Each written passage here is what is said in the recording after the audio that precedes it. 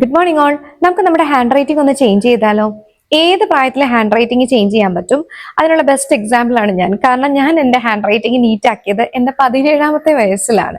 So hand writing NEET ആക്കാനുള്ള ടിപ്സും ട്രിക്സും എന്തൊക്കെയാണെന്ന് നോക്കാം. First one, grab A pen. നമുക്ക് വേണ്ടുന്ന ഒരു പെൻ, അത് ബ്ലൂ ഓർ ബ്ലാക്ക് കളറിംഗ് പിക്ക് ചെയ്യുക. നമ്മൾ ബ്ലൂ ആണ് പിക്ക് ചെയ്യുന്നതെങ്കിൽ അത് ഡാർക്ക് ഷെയ്ഡിലേക്കുള്ള ബ്ലൂ വേണം പിക്ക് ചെയ്യാനായിട്ട്. കാരണം അത് സ്കാൻ ചെയ്തൊക്കെ പോകുന്ന ആൻസർ ഷീറ്റ് കറക്റ്റ് ആയിട്ട് കാണണമെന്നുണ്ടെങ്കിൽ കുറച്ച് ഡാർക്ക് ഷെയ്ഡിൽ നിൽക്കുന്നതായിരിക്കും നല്ലത്. അതുപോലെ പെന്നിന്റെ ടിപ്പ് എന്ന് പറയുന്നത് ഓവർ തിന്നറും ഓവർ തിക്കറും ആയിട്ടുള്ള നിബ്സും ചൂസ് ചെയ്യരുത്. Second one, choose a pattern. Cursive writings കാണും, സ്ലാൻഡിംഗ് റൈറ്റിംഗ്സ് കാണും, വെർട്ടിക്കൽ ലൈൻസ് ലെറ്റേഴ്സ് കാണും, റൗണ്ടഡ് ലെറ്റേഴ്സ് കാണും. അപ്പൊ ഇതിൽ ഏത് പാറ്റേൺ വേണം എന്നുള്ളത് ചൂസ് ചെയ്യുക. ഞാൻ സജസ്റ്റ് ചെയ്യുന്നത് യൂസർ ഫ്രണ്ട്ലി ആയിട്ട് ഇരിക്കുന്നത് കേഴ്സി റൈറ്റിംഗ് ഒഴിവാക്കുന്നതായിരിക്കും നല്ലത്. അതുപോലെ സ്ലാൻഡിങ്ങും വെർട്ടിക്കൽ ലൈൻസ് ആണെങ്കിൽ കുറച്ചുകൂടെ വിസിബിലിറ്റി ഉണ്ടാവും. നെക്സ്റ്റ് നമ്മൾ ചൂസ് ചെയ്ത പാറ്റേണിൽ A to Z വരെയുള്ള ലെറ്റേഴ്സ്, ക്യാപിറ്റൽ ലെറ്റേഴ്സും സ്മോൾ ലെറ്റേഴ്സും ഒന്ന് എഴുതി നോക്കുക. അതായത് നമ്മുടെ ബ്രെയിൻ അത് ഫീഡ് ആവാൻ വേണ്ടിയിട്ടാണ്. ഏത് ടൈപ്പിലാണ് ഇത് എഴുതേണ്ടതെന്ന് ഒന്നൊന്ന് ട്രൈ ചെയ്ത് നോക്കുക.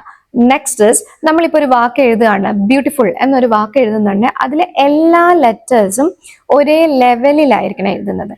അതേപോലെ അതിന്റെ അപ്വേർഡ് വരുന്ന ലൈൻസ്, ബിക്ക് അപ്വേർഡ്, എഫിന് അപ്വേർഡ് വരുന്ന ലൈൻസ് എല്ലാം ഒരേ ലെവലായിരിക്കണം. അതേപോലെ ജി ഇനി എഴുതുകയാണെങ്കിൽ അതിന്റെ ഡൗൺവേർഡ് വരുന്ന ലൈൻസ് എല്ലാം ഒരേ ലെവലിൽ കീപ്പ് ചെയ്യാൻ നോക്കാം.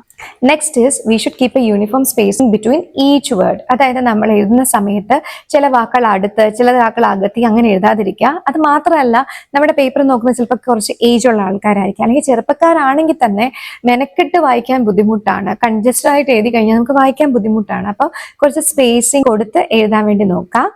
നെക്സ്റ്റ് ഇത് എപ്പോൾ പ്രാക്ടീസ് ചെയ്യുമെന്നുള്ളതല്ലേ. ഞാനിപ്പോൾ ഒരു 4 ലൈൻ ബുക്ക് എടുത്ത് എഴുതാൻ പറഞ്ഞാൽ നിങ്ങൾ ആരെങ്കിലും എഴുതുമോ? എഴുതത്തൊന്നുമില്ല. അപ്പൊ അതിന് ചെയ്യേണ്ട കാര്യം, നമ്മുടെ അസൈൻമെന്റ്, സെമിനാർ, റെക്കോർഡ് എഴുതുന്നത് ഈ വക കാര്യങ്ങൾ മറ്റുള്ള ആൾക്കാരെ ഏൽപ്പിക്കാതെ നമുക്ക് തന്നെ മെനക്കെട്ടിരുന്ന് എഴുതാൻ നോക്കാം. അപ്പൊ ആ എഴുതുന്ന സമയത്ത് ഈ ഹാൻഡ് റൈറ്റിങ്ങിൽ എഴുതാൻ ട്രൈ ചെയ്യുക.